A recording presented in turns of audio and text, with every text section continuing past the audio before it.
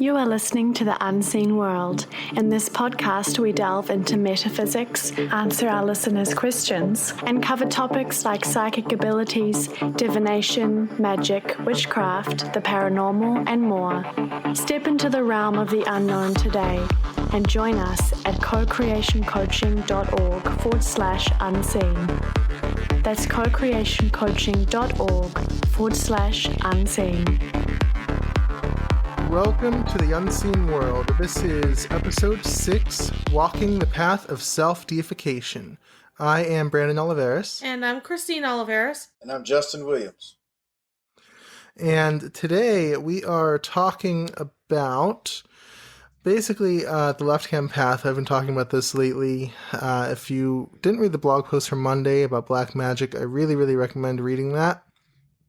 I will provide a link to that in the show notes, but we're talking about really the process of self-deification. I didn't really talk about that too much in the blog post, so I feel like I wanted to branch out on that today. So that will be our topic. So before all of that, some announcements. If you would like to see our show notes, read the transcript, or leave a comment on this podcast, you can go to co-creationcoaching.org/Unseen006. And if you would like to ask a question for the Unseen World, you can go to co-creationcoaching.org/ask/unseen. So again, our topic for today is self-deification. What exactly that is, it's sort of a little bit of a provocative term, I guess, I would say. Yeah. Because it sort of goes against a lot of what popular religion teaches. So, but we'll be discussing that and why you might want to walk that path. I mean, that path is not for everyone. I think eventually it is, but it's not for everyone where they are right now. And so we'll talk about why you might want to walk that path, how to know if you're ready for that path, what's all involved in it, and things such as that. Just to kind of get started, Justin, what's your experience or knowledge of any kind of process of self-deification from your perspective? I have never much thought of it until we started talking about it. But I suppose looking at some of what Jesus or Yeshua did,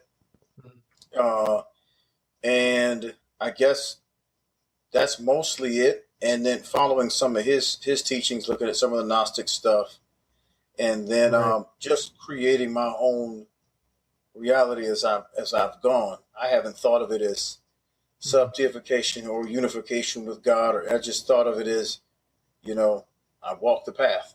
Right. Yeah. Yeah. And I think it's a term not too many people think about. The reason I'm very intrigued by it is because, for years and years and years and years, I was definitely on the right-hand path. And I'm not just talking magically. When I talk about right-hand path versus left-hand path, it's not just magically speaking. Most religions are on the right-hand path, even if they're not even magical religions. Christianity, all the Abrahamic religions are on the right-hand path. Okay, plus most of the other religions, much of Hinduism, not all of it, there is a left-hand path tradition in Hinduism, most of Buddhism, Taoism, as far as I know. I don't know if there's a left-hand path in tradition in Taoism or not. And definitely Jainism and Sikhism, those sorts of major world religions are all sort of right-hand path by default. And, even if they have nothing to do with magic or anything like that.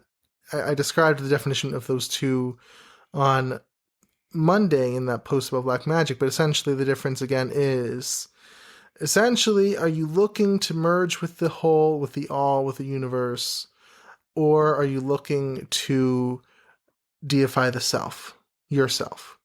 Okay. So that's really the major difference.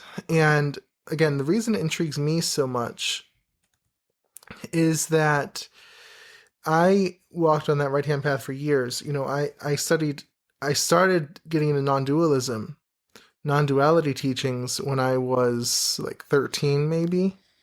After I did, I started with Wicca and paganism, ceremonial magic, and that whole thing. and then got into Hinduism and like the Advaita sort of teachings, enlightenment teachings, things like that.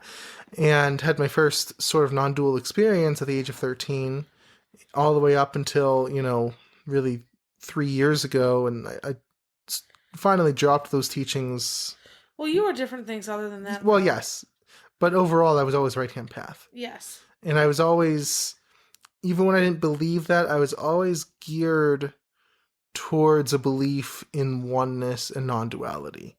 Like, even when, because throughout my path, I would sometimes explore, like, some of the Abrahamic religions. Justin remembers. Islam. Well, before it was Catholicism. Before it was Catholicism. Oh, it was? When I was like 16, I was a Jehovah's Witness, so there's that. Really? One of my I roped one of my best friend. I roped him into coming to one of the conventions with me because I needed someone to sort of stay with. I mean, there was a couple that was taking us, an older couple, but we weren't going to stay in the room with them. And so I roped him into going with me, and oh gosh, he put up with so much. That was nice of him. That was really nice of him. Catholicism. So yeah, I did a lot of stuff. But anyway, I always had, especially later on, especially as I progressed in these things, this default or this tendency towards the belief in oneness, even if I couldn't explicitly say so. You know what I mean? Mm-hmm. So that was always sort of part of it.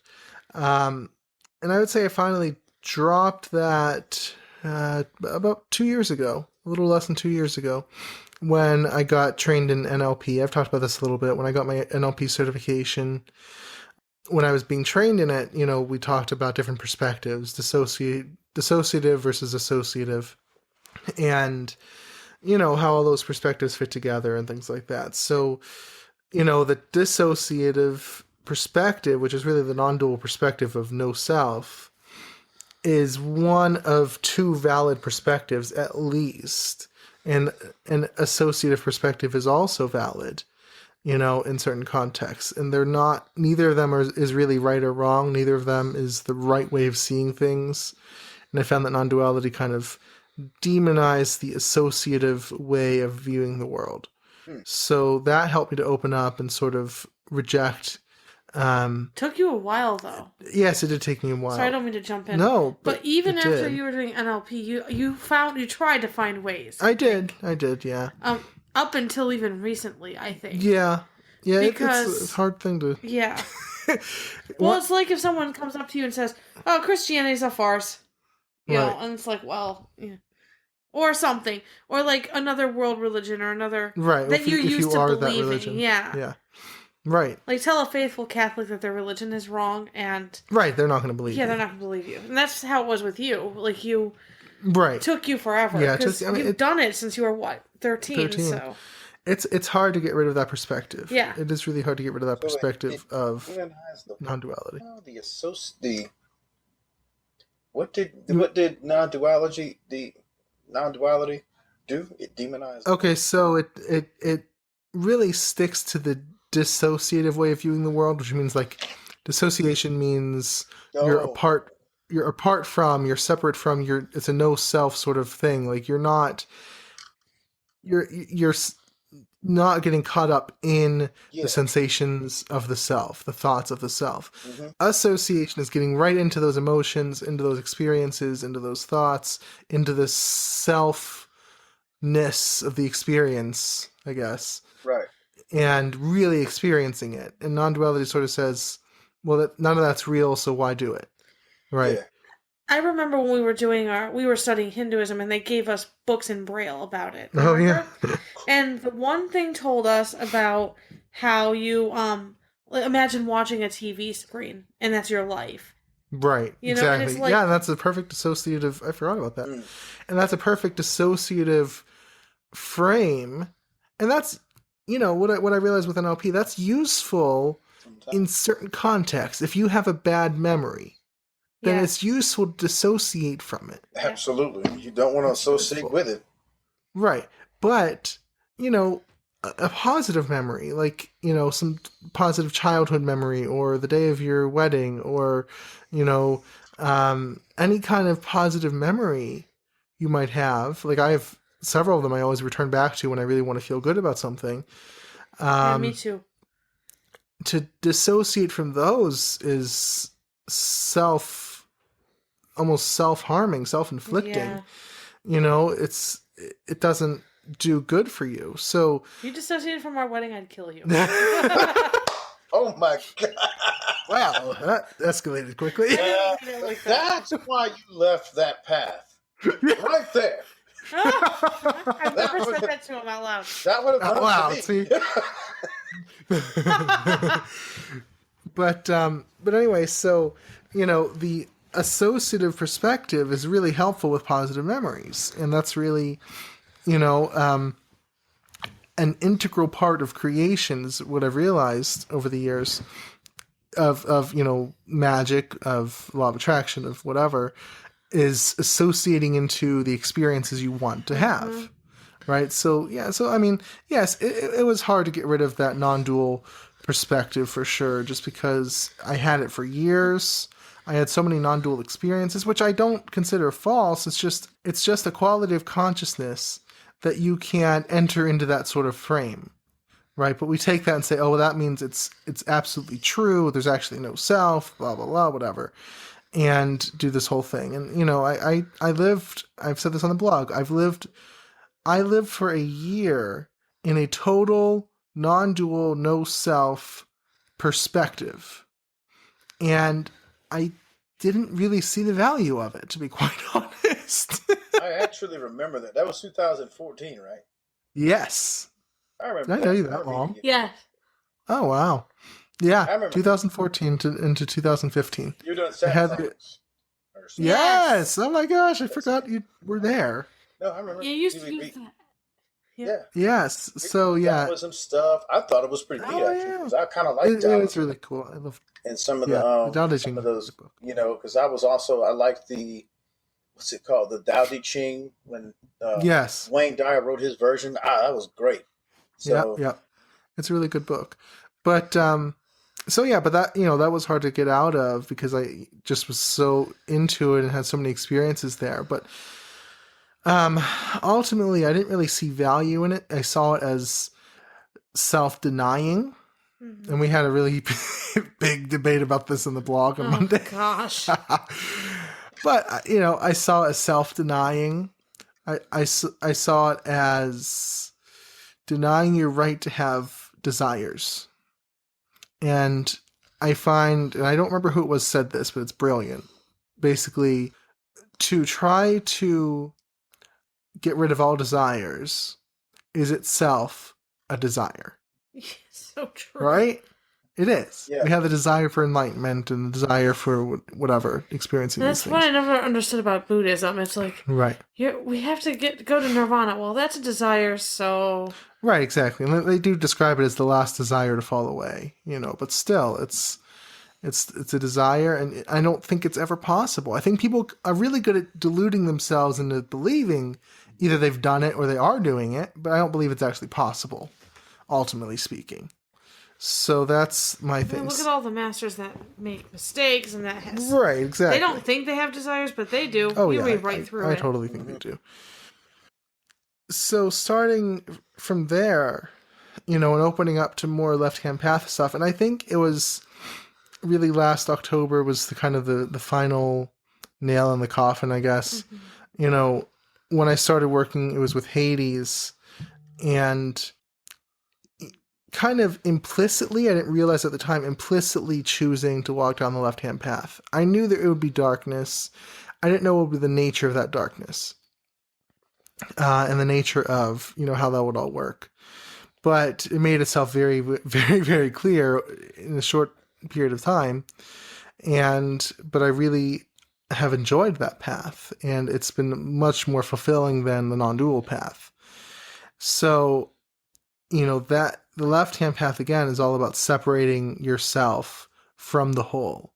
And to me as a non-dualist, that'd be like, you can't. That's nuts. It's not even, the ego is not real. It's just playing into the ego desire. You're just going backwards in your spiritual evolution and that kind of thing. That to me as a non-dualist, that would have not been possible, or it would have been crazy. Mm-hmm. But as I've really opened up to the thought of it, the thing I was thinking recently is that it's actually, if you notice, the default inclination, if you really look at it, it's the default inclination of all human beings. Because if you look at it, you can really see it's the default inclination of all human beings. Because as, let's say, a baby, that human being is not a distinct individual as such. There is some difference, but most babies are, they have the same drives, they have the same kind of needs, they're all sort of, I think they grow into different individuals, but, it's the process of childhood, and Christine will probably be able to name certain psychologists who've studied these things. Erik Erikson. Thank you. Piaget. We have the mental health major on board here. What were you going to say, Justin? I'm pretty sure. Piaget. I'm sorry? Piaget. Yes. Oh, okay. I forgot about Piaget. Yeah, I know him too. That's right. Yeah, remember he had the stages of... Oh, yeah. Mm-hmm. So, it's from childhood, you begin in this sort of non-distinct state, and you gradually grow into a distinct individual, right? You as a child, what do we say about the terrible twos? You learn how to say no. You learn that that's a possibility. You're trying to be more independent at that age. Right. And explore with your mouth. Right. I'm not trying to sound Freudian. No, but it's what happens. And then, as you grow up and you learn that you are a separate individual, you are different, have different preferences than your parents and your friends. And they might hate that, your parents. Right. And then as a teenager, what we all know, you rebel. You do your own thing. You question the values of your parents, and you take on your own values. Mine didn't come until I was later. Like, I didn't rebel until I was 20. Because I don't think you thought it was a possibility. No, you're probably... She was the good Catholic girl, you know what I mean? When did you rebel against your Catholic upbringing? It took me to corrupt her. You corrupted her? Oh, yes. Yes, he did. And then you went back to Catholicism and then re-corrupted her? Wow. Yes. Well, no, it was really... No, I went to Catholicism first and then corrupted her. And then, went from there. Cool. Corruption's awesome. Yes. But... tried to return 2 more times. I did try to return, but it didn't work. 2 or 3 more like, times. Not for long. Anyway, but, so that's the general process of human development. None of us see human development as, okay, as babies, we start as super distinct individuals, and then we grow into, more and more likeness, or, like the process of human development is the process of individuation. Yeah, it really is. That is. Right? That's just sort of how it works. Now, the issue is kind of twofold. Number one is that, how can I say it? That process of individuation is halted for most people after a certain degree because they're caught up by society, by the vision that society has for them. Yep. And they let themselves get caught up by that. They sort of suppress the vision that they had for themselves and stop developing at that point. Right? So if you look at most, let's say teenagers moving into college, either their parents have impressed their vision of their lives upon their children, or, the children choose a path, but it's, kind of the rat race, so to speak. They go to college and they, get the degree and they get the job, and, Most people don't even get the job in the field they studied Well, in. Yeah. here's the college thing. Yeah. They're actually not that way yet. They're actually really gung ho. They're actually really, I'm going to change the world, change the world. Yes. Oh, in college, yeah. Then when after college, after the real world college, sets in. depending upon your degree, that's upon what you get. Once you get, I wouldn't. Most people, undergrad, may not get a job in that field. If you're a grad student and you don't get a job in your field, you wasted your time. But I mean, but depending upon your degree, what happens is then you get your job. If you're business, you get your job. If you're math and science, but if you're especially liberal arts, there's no telling what kind of job you get. So you get your job, right, and then the rat race starts, and then you're like, okay, then you're caught up.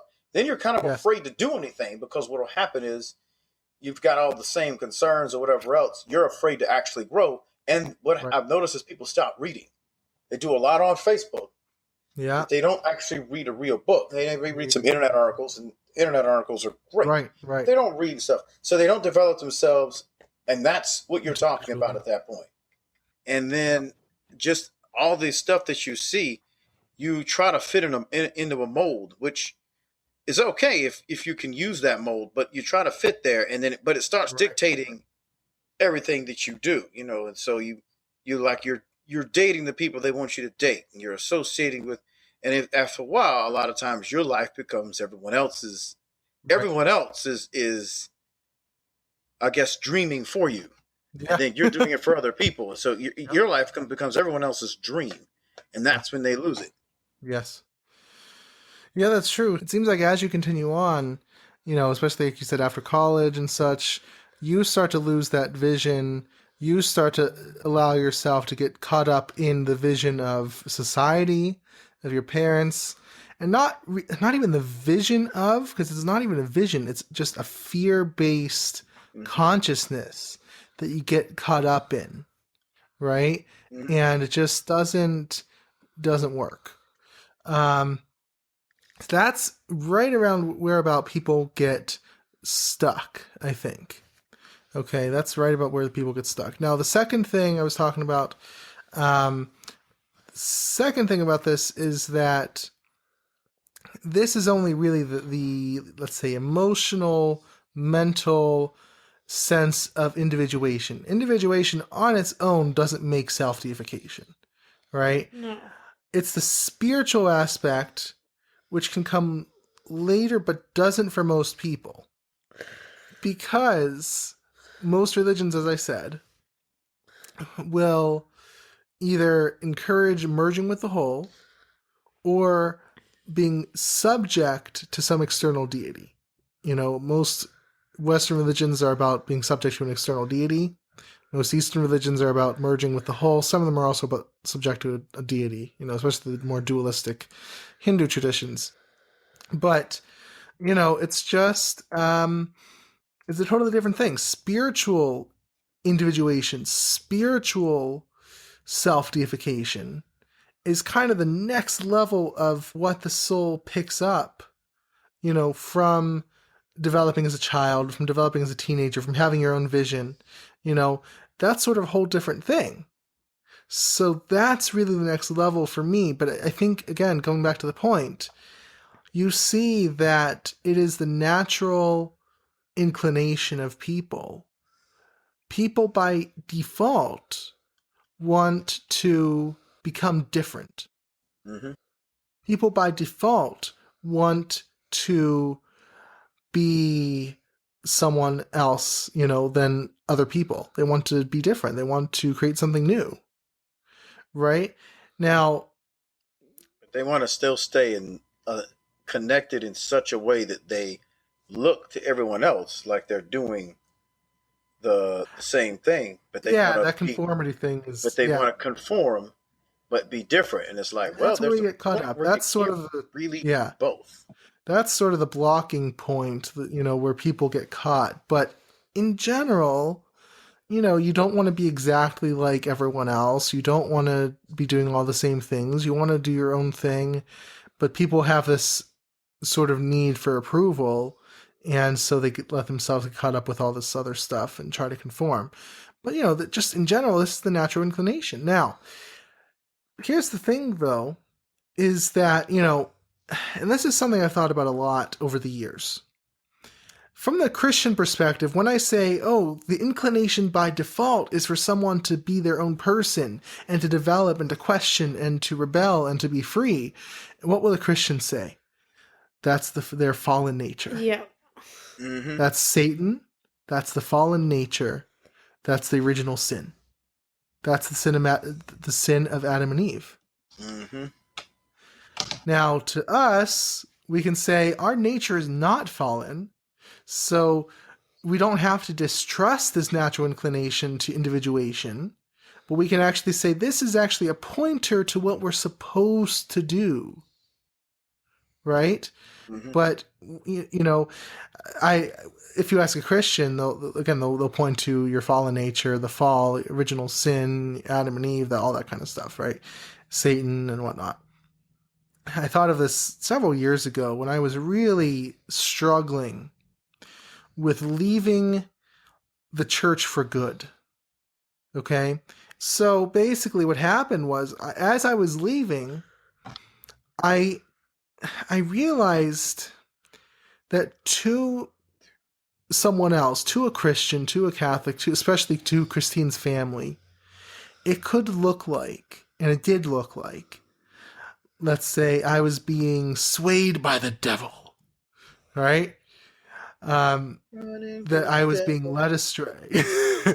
That I was being led astray, that, I was kind of surrendering to my fallen nature, whatnot, whatever you want to say. I mean, that's how Christians would say, he's been tempted by the devil and whatnot. To me, and to really everyone I knew that were non-Christian, it just looked like, hey, that didn't work out for him.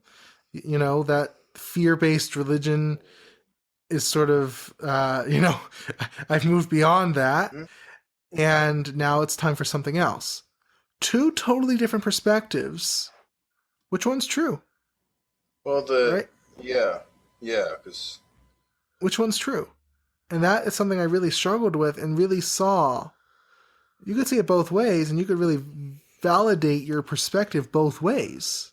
Yeah. Because it would depend on what you were moving towards. If you were just moving towards another path, that would be okay. If you were really moving towards, a path where you, I guess, path of technical evil, then I guess. But if you're really moving towards I just want to go name another religion. Well, but that's the thing, though. See, and that's why in the next Unseen World podcast, I want to talk about what is really evil, because you say technical evil, but see, if I tell a Christian I'm leaving Christianity to go be in the occult, well, that's not necessarily evil. But to them it is. Yeah, to them it is. They think you're occult. gonna get possessed. You ever watch those haunting shows? Oh, this person did tarot. This person was in the occult. They did witchcraft. Okay, and it's always like leading to some possession. And I tell Christina, I started witchcraft when I was 9 years old. I played with a Ouija board when I was 11, which, by the way, didn't work. And I've done tarot for a decade now, and I've never, well, to my knowledge, gotten possessed. Yeah, I mean, you gotta open it. It's hard to get possessed. But my point is, see, you say if you're going towards technical evil, but according to whom? What's evil? And I don't want to get into too much because we'll get into it next week, but to a Christian saying I'm going into the occult, which is what I think it was, they're going to... You were going to the New Age first. You weren't... Well, remember the first time I put occult as my religion on Facebook? Oh, my dad just about had a heart attack. Her father... Oh, God. Oh. Yeah, you'd think that I was worshiping the devil or something. I didn't even know. I've never met anybody that put occult as a religion. That is about as unique as it comes. It just did not even occur to me. Because I was just staying pretty general. I didn't want to put anything more specific. I was just occultism, I almost did that recently before I found the left-hand path and all that. Yeah. You know what I mean? But when he saw I was into the occult, he's like, I don't know what I think about this. He told me, and so I gave him articles to read. Yeah. So and he never said a thing after that. I don't know again, why. what is evil? But again, that's a topic for another day. But, to them, it looks like I'm being swayed by the devil or something, and I'm being tempted and being led astray. And Even if you go to another Christian denomination, Oh, sometimes, yeah. like if Catholics go to Oh, a yeah. Methodist church, oh yeah, they'll be like, I'll pray that they get the truth again. right, yeah. Are you kidding So me? it's Kidding me? so I had that discussion with a friend the other day because I told her how I really like the Episcopal Church and how I'd been going, and I yeah, almost prefer it. I do prefer it over the Catholic Church. And she's like, but it's not apostolic succession. She's given me all these reasons. God forbid. I'd have been I like, said- So And I said to her, Jesus loves everybody. It's Christian, and that's all that matters. And she Right. shut up after that. right. yeah.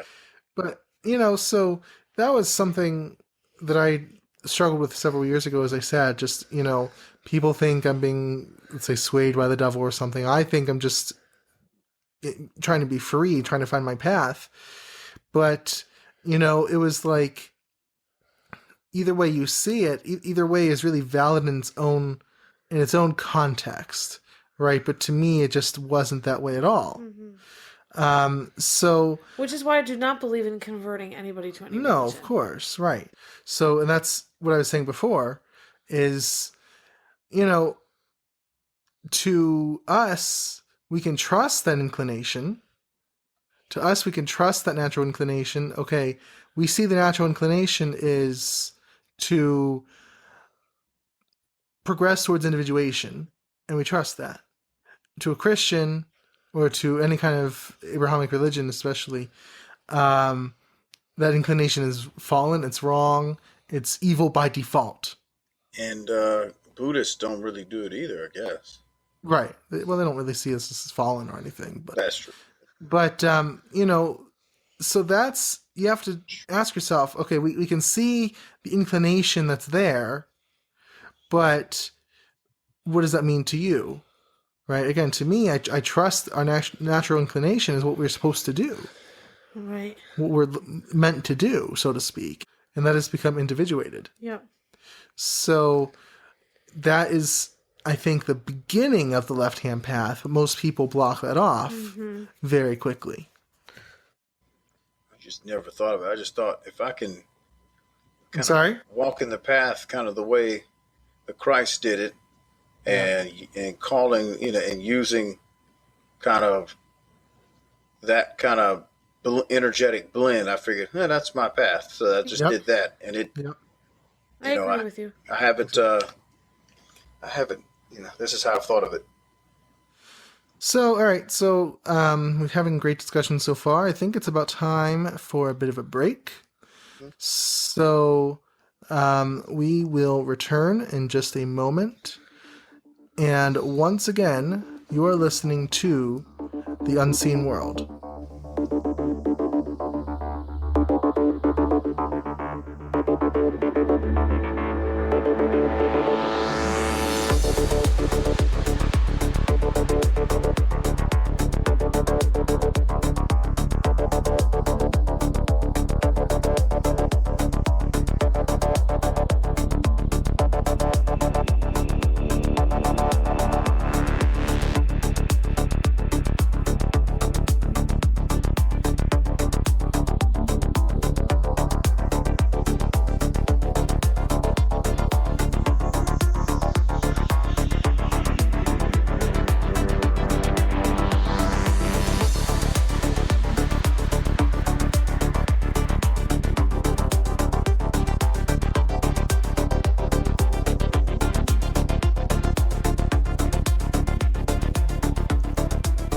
And we are back. Once again, you are listening to The Unseen World.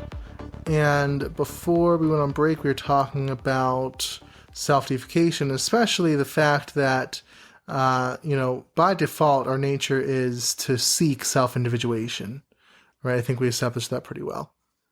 So once you get to that point of you've gotten so far in that path of self-individuation, not deification. Again, this is the physical part of it, the mental, emotional, physical part of it, but not the spiritual. And that's where most people stop, and most people even stagnate on that level.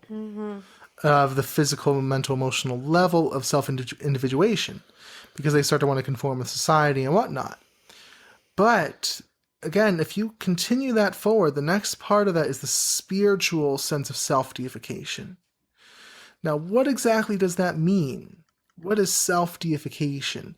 I want to say, first of all, by the way, this is not such a controversial subject as it seems. I remember, it's a very different context, but I remember the Eastern Orthodox Church has the concept of basically becoming deified, or I think what they call it. They do? Yes, being divinized or something. Divinized? That's divination. No, becoming like divine. Really? Yes. Divinized, yeah. I remember, because remember John, the Catholic guy? Yeah, you mean the guy, I know who you mean, the older one? Yes. But, he told me, I believe, about this concept of, in the Eastern Orthodox Church, what's it like, apotheosis, of becoming like God. Not becoming God, I'm going to say himself, because Christians say, but itself, but becoming like God, becoming divine in one's own nature. Mm-hmm. Okay, becoming transformed so that one is like God. That's the goal of the Eastern Orthodox. So, I never knew that. Now the difference is, for them, the power comes from the outside deity, the external deity. But it's still there, though, so it's something, and they still have to, Well, even we use outside deities, That's too. cool. Isn't that neat? Yeah. I But like that. We even use outside deities to help us, too. We partner with them and help Yeah, them. but it's not, the power doesn't come from them. The power of self-deification comes from ourselves. Okay? And mine, for me, would come from partnership with, Right, you partner with others and they aid you, but the power of self-deification has to come from you, or else what kind of God is dependent on another God? You're not really quite a God. You depend on, That's that shaman thing rearing its head saying, right. Yes, partner with it, and partnering with another deity will, help you to get certain things done. But the power of self-deification is your own. And it comes from, what we call the black flame, which is a gift of whatever you want to call it. We call it the Prince of Darkness, as I discussed it on the Black Magic post, in the Order of the Black Flame. The black flame is that initiative to create, the initiative to will, to invent, and that is, when nurtured, what helps us to deify. But that comes from our own essence. That Eastern Orthodox Church thing, that was neat. That's cool. I should do more research on it. I know. Should. So that is, where that comes from. But, so I guess the Eastern Orthodox sort of a pseudo self-deification, because they wouldn't really see it as like be equal with God. You're still lesser than in their eyes, but it's still something. I think it's really neat. So, that the process of self-deification, when we say to become a God, what you have to realize, it doesn't mean to become some capital G God, like the God. The God is really, what would you call it? Just the essence of the universe, really. The it's I not, am or whatever. Yeah, I am. Yeah. You're just trying to become a... You're trying to become a God. What you have to realize in paganism, and this is what people get confused a lot, with polytheists, their gods aren't all omnipotent and omniscient and all that kind of stuff. Their gods have certain specializations, have certain characteristics, have certain personality traits. They're limited. Mm-hmm. And that's an important part of it. So to become a God, means that you're not going to become omniscient or something, or omnipotent, but in your own realm, in your own world, you are the final authority. You are not subject to another. Self-deification is about bending to no one else except yourself. Okay? I like how the Temple of Set describes it, is as where right-hand path religions are about nature worship, even if they don't realize it, because it's about worship of the objective universe, of the objective outside deity.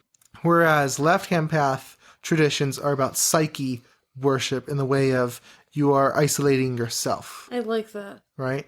So that's the distinction. I mean, that's kind of why I didn't go with pagan religions, because I'm just like, I'm Right. not going to be subjected. I just can't do it. I mean, Exactly, I'm okay with being subjected to, or not subjected. I'm okay with following the God, the Creator. That's fine. That's whatever. That's cool. But archangels and angels don't. You don't pray to them. Saints, you don't pray to them. Wait, exactly. This is perfect. Right.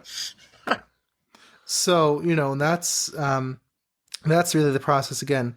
Self-deification. You're becoming your own authority. You're becoming your own authority in your own right. You're not bending to anyone else. And that's what it is.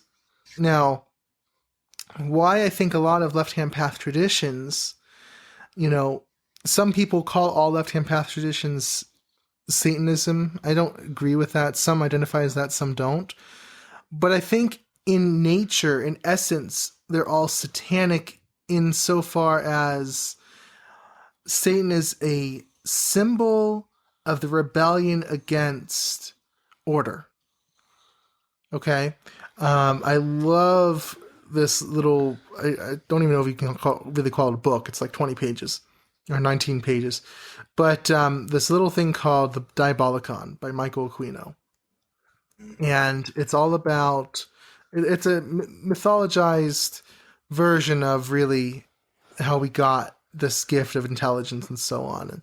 And but it's about Satan / Lucifer and his rebellion against heaven and that kind of thing. But from the perspective of him just trying to bring us knowledge and give us the choice, the free will to choose our own path and not be subject to just doing whatever God wants us to do. Right? It's really fascinating. It's actually on the reading list for the Order of the Black Flame. It's a really fascinating account. I love it. I've read it twice. Again, it's very short, so it's not really much to say. You've read it twice. But, it's really fascinating. Yeah, so the job is to allow you to choose. Exactly. To experience, to experience that, to choose, to not fight against, but to battle against your own ego. I guess that's the same thing. To learn and to all of that. That's what he's there for, is all of that kind of stuff. Right. And I wouldn't necessarily say, it depends what you say is ego. I wouldn't necessarily say battle against your own ego, because that's that was a horrible way to say it. Sort of an Eastern thing of, your ego is bad and whatnot. That was a horrible way to say it. I can't. But battle against your fears, battle against to experience ego and yourself in a virile sense and learn how to work with it. Shadow side, the shadow side. How do you work with that shadow side? How do you blend it with the light side of light? Yeah. The first way I said it was terrible. Just terrible. But I would see it as the battle against. I'm liking to call it inertia lately. Inertia. I talked to you last night about this, Justin. Inertia, because really, the order of things, the natural objective universe, the laws like to keep things orderly, and we are not orderly. Our consciousness is not orderly. So it's battling against that order and separating ourselves from it so as to make something of ourselves. And there's so much I could speak about this for hours and hours and hours, but unfortunately we're limited. But, so that is what it is. So this, again, the Diabolicon is all about, Lucifer rebelling against heaven because he wants to make something of himself and of the other angels who followed him, and to allow man to not make them, because force or making something happen is sort of something of order, but giving us the option of choosing our own path, and that's okay. So I would even take it a step. Most people are afraid of this, but I'd even say only choosing your own path and only actually coming into conflict with those darker forces allow you to see how to choose your own. I Yeah. mean, it's for me. I Right, actually get exactly. more bloody with it than most people, but I don't want to necessarily do that on Right. the No. podcast. Yeah. Actually, I'll tell you at some point later exactly how I Yeah. use it. Sure. So, so in that way, left-hand path traditions are all satanic in nature, in essence. Not all of them would identify with that symbol, but I see where the characterization comes from. But you have to understand what satanic means in that way. It means they're rebelling against the order of things.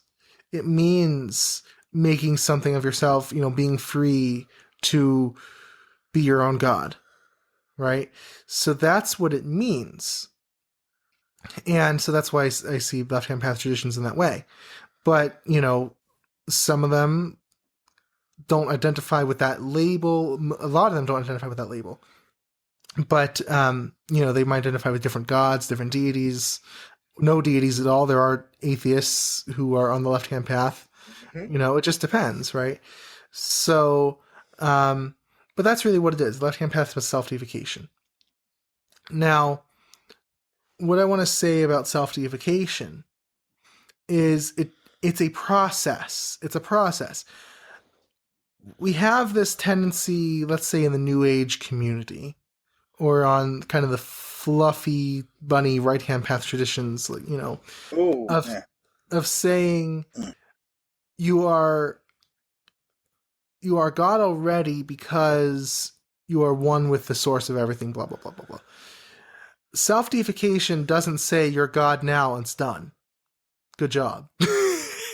Self-deification starts from a point of non-godhood and aims to end in godhood. Okay, aims to end in self-deification. Just like as a baby, you're not individuated. You're not. You have to struggle with it and get there. But to say you're already individuated is sort of a lie. Okay. it's almost like start on the right hand path, circle around through the left hand path, and get back up to the top where both paths meet. I don't know if they ever meet, because the right hand path is all about merging into the capital G God. Yeah. Where the left hand path is becoming essentially different and essentially distinct. Yeah. From capital G gods, that you are a smaller G God. Yeah. Kind of like some of the pagan gods, folks. Exactly. Right. I was going to say, and even once you, what do you call it? Self-deify, I guess. Yeah, sure. Even once you do that, does it ever stop? Do you ever stop Oh, God, growing? no. Not as long as you're here, no. You can't at a point be like, I'm self-deified now. I mean... No. It's a constant process. It's a constant process until we die or whatever happens. Right. Next lifetimes. So... That's the goal, obviously, but it's not like there's not this one moment. Right. They're like enlightenment, no. It's not even like you do a ritual to do it. I mean, you could, probably, but it's striving to do that every day. Yes. It's not like you go to, when you get confirmed and then the Holy Spirit all of a sudden comes. And a lot of people think, once you're confirmed, well, that's all I have to do. I'm going to stop going to church. I'm going to blah, blah, blah, blah, blah. Well, that's not how it works. Right. You gotta develop that relationship. Right. It's the same thing. Exactly. Not to bring Christian, but it was a perfect example, because I met somebody that did the first day. What's that? I met someone that got confirmed. I didn't mean to interrupt you, Christine, but I just... Oh, they stopped. I met someone that got baptized, and they said they didn't really feel anything. And I said, well, did you fast like you were supposed to for a day or two? Stay up all night? I said, no, I didn't do all that. I said, well, that's probably why you didn't feel a whole lot. Right. Well, a lot of people just don't take it seriously. They're just like, oh, that's the end of my Catholic journey, or whatever else, confirmation. It's not just Catholic, it's Episcopalian too, and all those other ones. It's like, well, that's the end of that, so I can go back to my, reschedule my normal life, or come back to my regularly scheduled life. Yep. That's what I meant to say. Yeah. So that's definitely how a lot of people do it, but it is a process. It's a process where you start, but the important aspect is you start from, not being distinct in that way quite as much, or not being deified to a point where you are, or you are becoming more and more so. Right. So again, I'm not going to, like Christine said, there's not a point where, oh, it's done. No, it's always, the left-hand path is about dynamism, is about constant change, right? So there's always growth, there's always improvement. But again, what I'm saying is, there's not this thing like the right-hand path says, you're already God because you're one with God and whatnot, and, so I don't know, so feel good about that. It is, you are carving out your own path, right? You are carving out your own path. And what is it I've always said, it reminds me of this for some reason, in the law of attraction context, really any kind of magic, you could say, is that when you have a goal, you're carving out your own path to that goal. You're not, it's not just going to happen on its own because the subconscious structures just don't support it. You're carving a path to that goal, which is a struggle, which is hard. We were talking about the importance of struggle. I don't remember when it was. Maybe it was in the support call. I don't know. Or maybe, no, it was last week's podcast, I think. But you are struggling with it. You're carving a path. Yeah. And carving is I say that, I use that word because it's a difficult process, right? You don't just flow through to the goal. You carve your way through to the goal. You have to chisel at it, Yeah. That's how self-deification is. You have to carve a way to your own self-deification, carve a path. Okay? Yeah. Right. But, and that's how it's done. So when you have to chisel away at it. Because, my thing is, I've always been, if I have part of the, they say you have God in you. So if you've got part of the creator in you, how come I can't be a creator? So my thing is, I create. I create. You are God. You have part of the God force in you. Of course, right. I'm going to create too then. Because I can. Right, exactly. So, that's how my attitude's always been. It's like, well, then I'm just going to create. I can do my thing. Yep. Yep. So that's the whole thing about self-deification, is you have that power within you. You can create, you can forge a path to your own self-deification, to your own path that you will walk.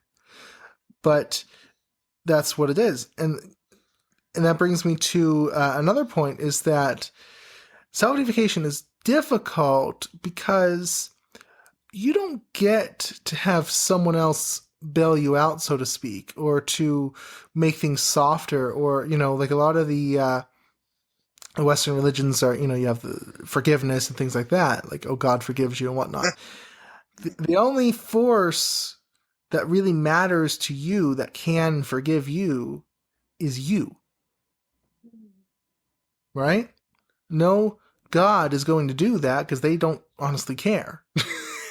On the left-hand path. Yeah, you're on the left-hand path. I'm like, you do your thing. Do your thing. And we will partner with you, but you got to forgive you. Yeah, if you right. If you are feeling like you did something wrong, you have to be honest with yourself. You have to forgive yourself if that's warranted, and make the necessary changes. Now, here's the difficult part. Is that we love to lie to ourselves. Love to lie to ourselves. And I've never done forgiveness either way, rather from God or of myself. Or from yourself, right. And that's I don't do either. An option too. I'm a harsh path, dude. Right, exactly. That's your choice. The thing is, you are judge and jury for yourself. You get to say, do I forgive myself? What changes do I make in my life? But the light of knowledge. Now, remember in Genesis, the serpent said, you will have knowledge of good and evil. Mm-hmm. Right? Good and evil. Now, what I think that means is not literal good and evil, but how have I succeeded? How have I failed? The light of knowledge is a very harsh thing. Is it not? Yeah. Mm-hmm. You get to see all your mistakes in high definition. So the left-hand path is about ultra self-honesty because no one else is going to do it later. Well, You know? and also, go ahead. it also helps, I think, like, and I think that's kind of where the idea of reconciliation sort of came from, except it was really twisted. Right. Because sometimes if you tell someone what you did wrong, they will point out exactly why you did it and so that you can forgive yourself. Like, sometimes you need someone to point out, like a coach or something, Right. to point out, okay, get over yourself, Right. Because it's hard to tell that to yourself. Sure. You can do self-talk until you're blue in the face, but sometimes it helps to talk to someone that you know is going to let you have it. Right. But in the end, it's down to your decision. Well, it's down to your choice. Yeah. How am I going to handle this in my own life? Am I going to let it slide and not make any changes? Or am I actually going to take responsibility and do what I have to do and, be harsh on myself, but make the changes I have to make in my life. Right. Right. So, yeah, I mean, you can have someone point that out, but ultimately you're the sole arbiter of everything in regards to yourself. You are the god of your universe. No one else can tell you what to do. I mean, someone else can suggest things. You have to implement them. You have to apply them. Yeah, well, of course. Right. So it's a harsh path because, again, the light of the knowledge of good and evil is about seeing everything in clarity. Right. And that's something we don't like to do. We like to kind of hide that as much as we can. But seeing exactly what you've done and what you think about that, being honest about that, that's all about the left-hand path. That's the path to self-deification, right? So it's not, it's not easy per se, but it's also not requiring perfection. I heard this quote somewhere, and again, I wish I knew the source. I don't know the source of it. It might have just honestly been like a Reddit comment, but I loved how this was said. Perfection is not being without mistakes. Perfection is the constant process of self-improvement. I love that. That's perfection. You are perfect as long as you're improving yourself every day. Then you're perfect. Good job. But as soon as you start getting lazy about that, then that's, but you have to be honest with yourself there. But perfection is not, oh, I make no mistakes. I'm perfect. I'm flawless. You will never be there. Obviously. You will never be there. Even if you look at the mythologies of ancient cultures, they were all, the gods made mistakes. Gods kind of stupid things. Right. Even if you're a god, you're not going to be exempt from doing stupid things, right? No. The point is, will you be honest with yourself after the fact?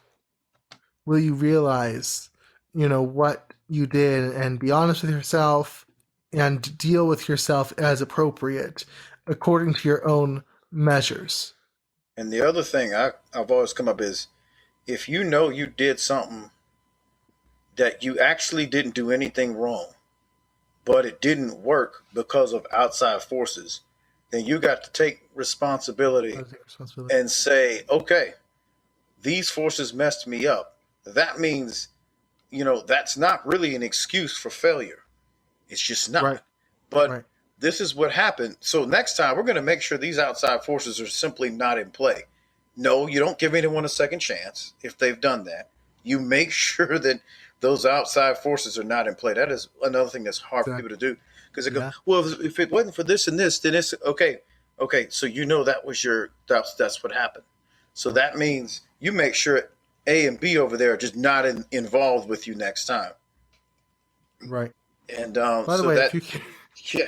Say what? By the way, if you hear snoring in the background, our cat is snoring. Okay. And I can't stop it. So if you hear snoring, that is why. I thought you were about to imitate it for a minute. No, I can't even imitate it. So you're not going to try and stop him either. Just let him do it. Just let him do it. I don't know why he snores. But he does. He curls up on my end table and he just snores away. It's hilarious. Sleep apnea. No, I'm just kidding. What kind of sleep apnea? But anyway, so that's kind of how I see it. Is like, well, yeah, okay, those things messed you up, but you are still the one that did not get what you want. Yeah. So since You you have to take didn't get it, responsibility. you still have to go ahead and find a way to actually succeed and get it. And that was actually my last point I want to discuss is full responsibility. You know, you don't have the comfort, the luxury of saying, oh, you know, Satan tempted me, or, you know, things were sabotaged by demons or something. You know what God. sometimes? Yeah. Or even less dramatic than that. A lot of, again, New Agey people or just people in general will blame everyone but themselves. Right? Oh, I know. So you don't have that luxury as a god. What kind of... Actually, this is going to be a stupid question because in the Bible this happens all the time. But what kind of god blames other people for things happening? Right? You don't do that. You take full responsibility for your life, for everything that happens in it. If something didn't happen, oops, I didn't create it. I didn't create it as I wanted to. Right? You take full my responsibility. God force. Exactly. You have to be honest with yourself.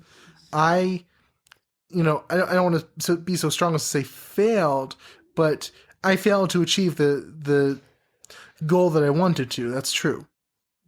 That's not a failure. That's another thing entirely. You know, we talk about there's no failure, only feedback. But, you know, you failed to achieve the objective that you had in mind. That's up to you. You know, no one else can prevent you from that.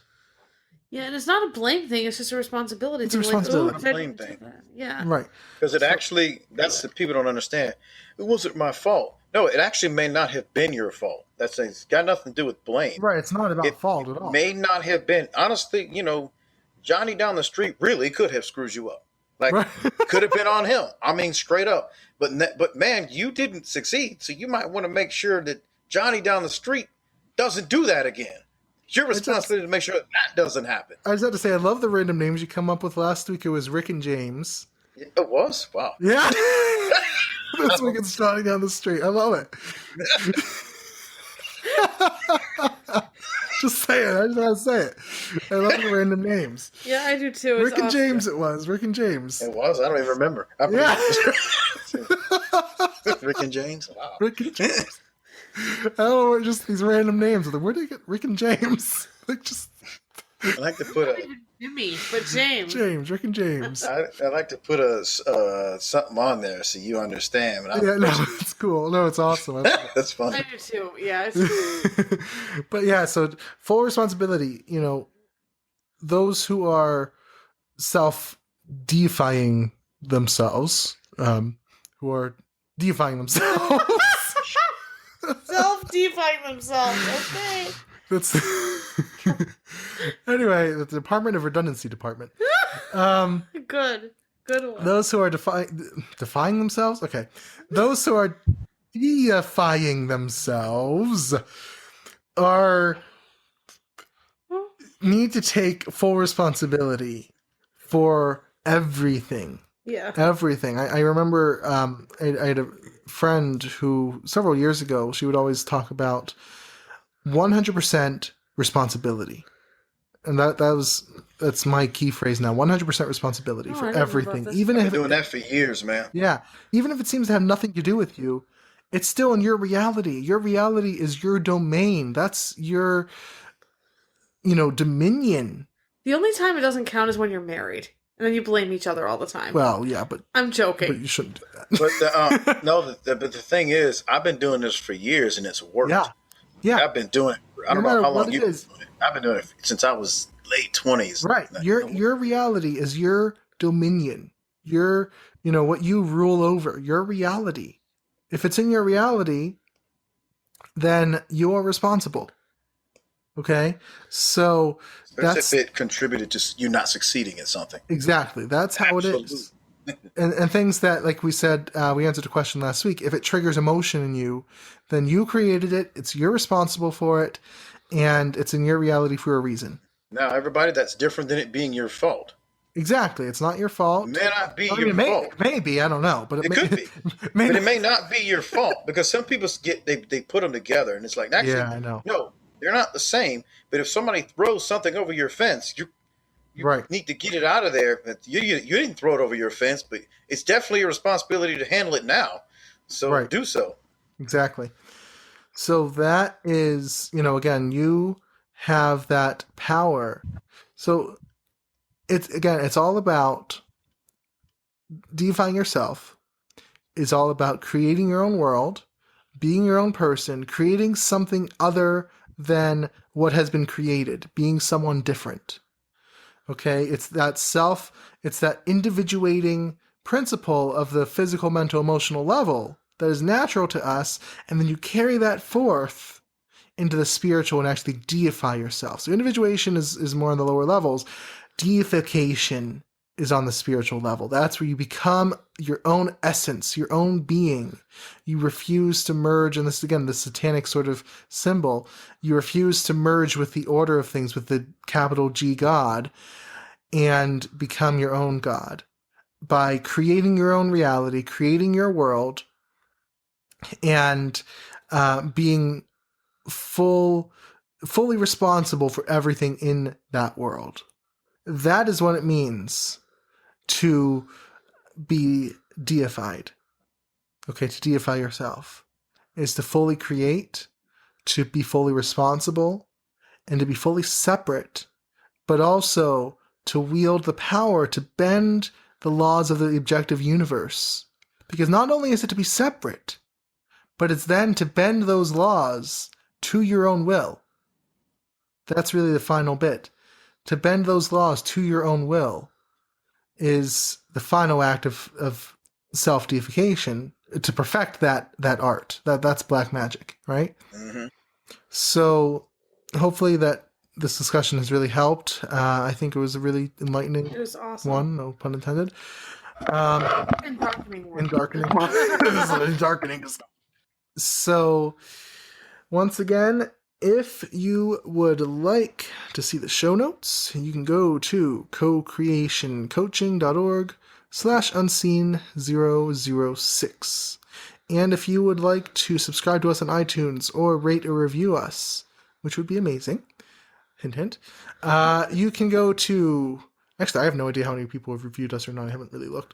But you should anyway. You can go to cocreationcoaching.org/unseen iTunes, and that will redirect you to our iTunes page, and we'll be very happy.